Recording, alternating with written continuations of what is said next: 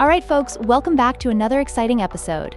Today, we're diving deep into the fascinating world of civil protection and emergency services. We're shining a spotlight on emergency preparedness and how organizations like ANEPC, the National Authority for Emergency and Civil Protection, play a pivotal role during crises. Just imagine for a moment. When disaster strikes, these are the heroes ready to jump into action. That's really interesting. But, what exactly does ANEPC do? Are they just there to help after something happens, or do they do more than that? Great question. They're not just about emergency response, they focus heavily on prevention and risk assessment too. Think of them as the guardians of public safety, kind of like that best friend who's always telling you to carry an umbrella, even though the sun is shining. They ensure we're prepared before anything happens. Wow. That's a really great analogy. So, what specific activities do they focus on? Do they have, procedures or regulations they follow when emergencies occur? Absolutely. They implement critical activities, especially regarding rural fire danger. For instance, on days classified as very high or maximum risk, they take significant precautions. Picture living in a forested area. On those days, you'd need to be extra vigilant, like keeping your tinderbox pristine, but magnified 1,000 times. So it's more than just reacting to fires or emergencies. It's really about prevention, right? But how do they actually prepare people for these situations? Exactly. Thinking ahead is absolutely essential. They develop evacuation plans and designate shelters. Imagine a good scout, always prepared with maps to navigate out of the woods safely. They go even further with operational directives, like the National Operational Directive No. 2, which is set for combating rural fires as far ahead as 2025. Whoa! That's super organized.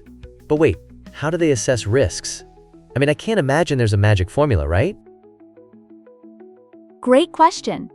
It involves systematic evaluations and strategies for risk reduction. Think about it like planning a road trip. You'd check the weather, look for traffic, and maybe even consider if there's a dinosaur crossing your route. Okay, maybe not that last part.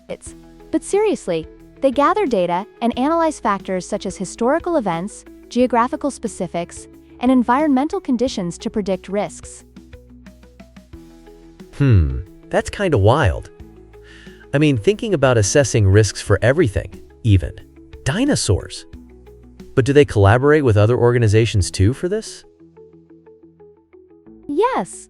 They engage in dialogues with firefighting representatives and work with entities like the LBP, which focuses on firefighters. Picture initiatives like RescEU. Imagine them as a superhero team that gathers resources from different countries to tackle fires. It's international teamwork rolling into action. Haha, I love that superhero team analogy. So, what's the latest buzz? Any recent news or developments we should keep an eye on? That's a great segue. Recently, they've been ramping up conversations with fire brigades and are engaged in collaborative exercises like radiological emergency drills. Think of it as a fire drill, but for radiation events, ensuring everyone knows the protocols in worst-case scenarios, much like airlines that practice emergency landings, even on perfectly clear days. Whoa, that sounds intense. How can regular folks get more involved or informed about these kinds of things? Well, it's all about staying informed. They can check out ANEPC's technical documentation, subscribe to their newsletter, and keep up with their initiatives. Remember, knowledge is power, just like carrying a first aid kit, even if you're hoping you'll never need to use it. Wow, what an eye-opener. Thanks for breaking that down so well. I feel way more prepared for an emergency now, just in case a dinosaur shows up. Laughs. Haha, yes, just in case. But on a serious note, folks, stay safe, stay informed, and always check those fire danger levels. Until next time.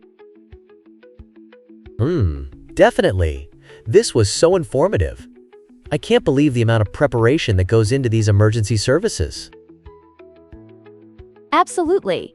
It's all about proactive measures. Think of them as the unsung heroes lurking behind the scenes, always ready to leap into action. I love that. The unsung heroes of our safety. It's like knowing there's a superhero in our midst. So cool.